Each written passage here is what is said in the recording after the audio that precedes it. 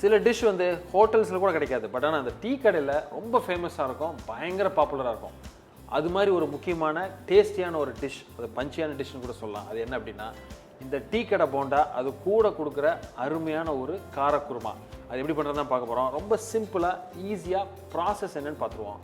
I'm Sundar, welcome to Recipecheckr.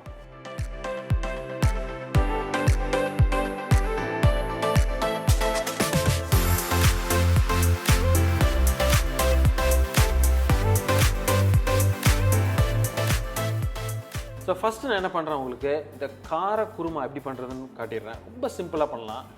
அதுக்கப்புறம் அந்த போண்டா எப்படி பண்ணுறதுன்னு பார்த்து ரெண்டையும் சேர்த்து சர்வ் பண்ணுவோம். ஃபஸ்ட்டு நான் என்ன பண்ணுறேன் அப்படின்னா, ஒரு பேனை எடுத்துக்கிறேன். இதுக்கு வந்து இந்த தேவையான பொருள் வந்து ரொம்ப கம்மி, சிம்பிளாக நம்ம கிச்சனில் இருக்கிறத வச்சு ஈஸியாக நம்ம பண்ணிடலாம்.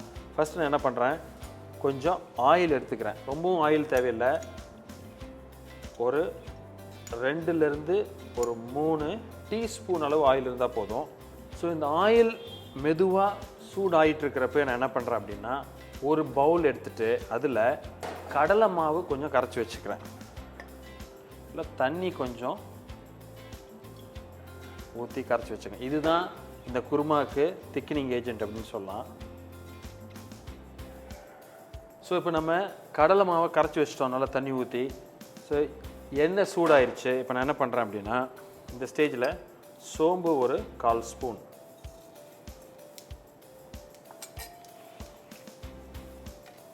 கார மிளகா உருண்டையாக இருக்கிற மிளகா ஒரு 2, ஒரு 7-8 கருவேப்பிலை,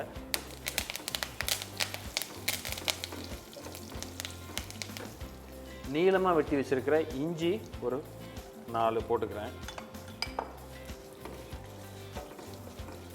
ஒரு வெங்காயம், மீடியம் சைஸ் வெங்காயம் நீளமாக அது மாதிரி வெட்டி வச்சுங்க. 1-2 வெட்டலாம், இது ஒன்றும் கரெக்டாக பர்ஃபெக்டாக வெட்டணும் அப்படின்லாம் எதுவும் கிடையாது. ஏன்னா இந்த டீ கடையில் வந்து இது கொடுப்பாங்க, இந்த போண்டாவோட. இது வந்து ரொம்ப குயிக்காக பண்ணிடலாம். ஏன்னா இது வந்து டக்குன்னு காலியாக போச்சுன்னா கூட அடுத்த ஒரு 5 நிமிஷத்தில் ஈஸியாக பண்ணிடுற ஒரு டிஷ். அதனால் இது வந்து ரொம்ப ஒரு ஈஸியாக உங்களுக்கு ஆப்ரேட் பண்ணுறதுக்கு ரொம்ப ஈஸியாக இருக்கும் அங்கே. அதே மாதிரி இது வந்து ஃபுல்லாக வதக்கணுன்றதில்ல, குயிக்காக பண்ணுறது. ஃபுல்லாக ஆனியன் வதங்க வேண்டாம். அதே மாதிரி ஒரு பாதி தக்காளி வெட்டி வச்சுருக்கேன். லைட்டாக அந்த தக்காளி போட்டு ஒரு வதங்கினோடனே நம்ம மிக்ஸ் பண்ணி வச்சுருக்கிற கடலை மாவை நல்லா கலக்கி ஊற்றிடுங்க. ஊற்றினோன்னே திக்காகும், டக்குன்னு மிக்ஸ் பண்ணிடணும்.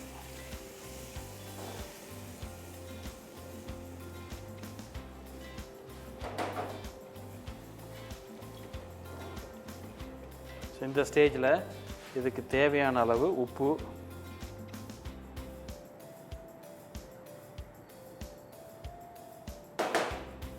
ஒரு 1/4 ஸ்பூன் காரப்பொடி,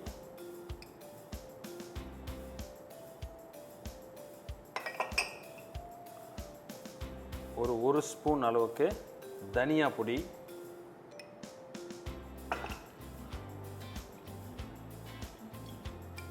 கால் ஸ்பூன் மஞ்சள் பொடி, கரம் மசாலா ஒரு 1/4 ஸ்பூன். நல்லா மிக்ஸ் பண்ணிடுங்க.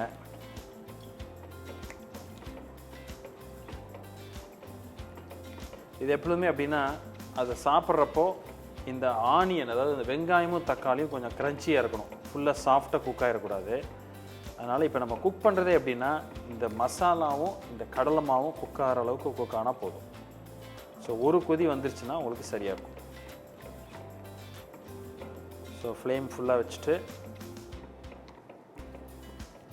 ரொம்ப திக்காகிறது. இந்த ஸ்டேஜில் கொஞ்சம் தண்ணி ஆட் பண்ணிவிட்டு ஒரு மிக்ஸ் பண்ணி ஒரு கொதி விடுறேன்.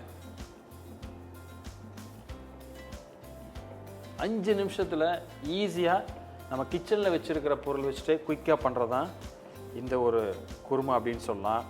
இது வந்து நீங்கள் போண்டாவுக்கு யூஸ் பண்ணலாம், பஜ்ஜிக்கு யூஸ் பண்ணலாம், ஈவன் இட்லி கூட இது நீங்கள் குயிக்காக ஒன்று பண்ணணும், டக்குன்னு பண்ணணும் அப்படின்னா இது பண்ணிடலாம். இது இப்போ ரெடி. ஆஃப் பண்ணிவிட்டு கொத்தமல்லி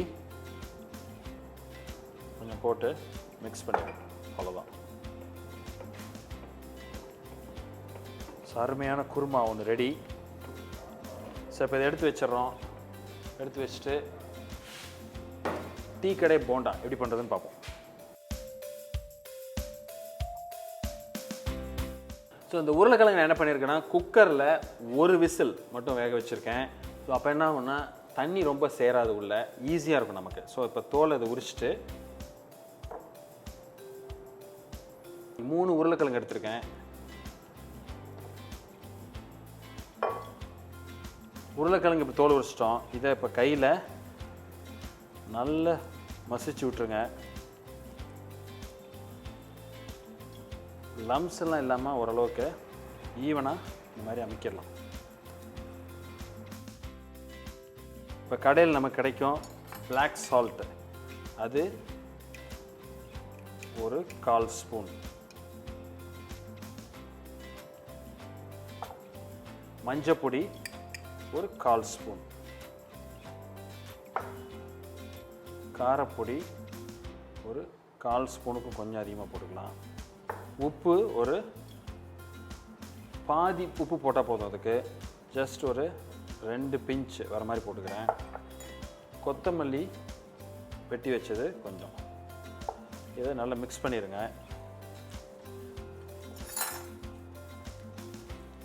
ரொம்ப ஈஸியாக இந்த மாதிரி பிடிக்கிற அளவுக்கு வந்துடும். ஸோ இது இப்போ ரெடி ஆயிடுச்சு. ஸோ இதை தனியாக எடுத்து வச்சுட்டு ஆயில் இன்னும் லைட்டாக சூடாகிட்டுருக்கு. நான் சிம்மரில் வச்சுருக்கேன். இது சைடில் வச்சுட்டு இதை கோட்டிங் பண்ணுறதுக்கு அந்த மாவு, அதாவது இந்த போண்டா மாவு எப்படி பண்ணுறதுன்னு பார்ப்போம். ஸோ இதுக்கு தேவையான மாவுக்கு என்ன பண்ணுறேன் அப்படின்னா 1 கப் அளவுக்கு கடலை மாவு எடுத்துக்கிறேன். ஒரு 2 ஸ்பூன் அரிசி மாவு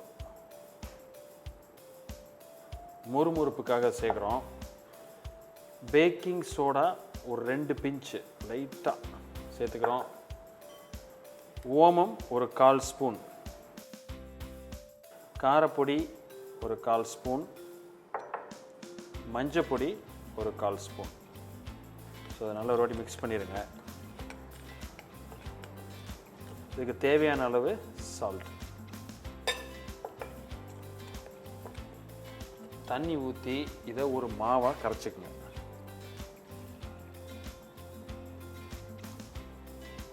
ஃபஸ்ட்டு நல்லா கரைச்சிட்டு ஒரு பஜ்ஜி மாவு மாதிரி கோட் ஆகிற மாதிரி நம்ம கரைச்சிக்கிறோம்.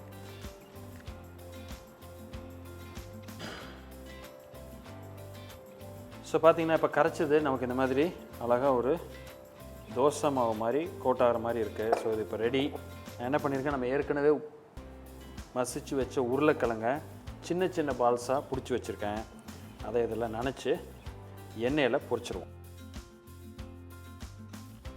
ஸோ இந்த மாதிரி உருண்டையாக பிடிச்சி வச்சுருக்கிற உருளைக்கிழங்கு பால்ஸை அழகாக டிப் பண்ணுங்கள். அழகாக கோட் பண்ணி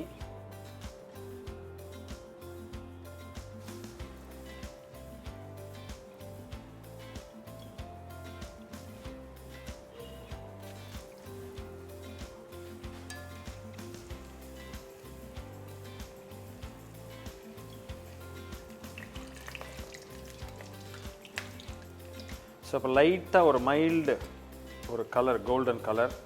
ஸோ இது குக் ஆயிடுச்சு. ஸோ இப்போ இதை எடுத்துடலாம்.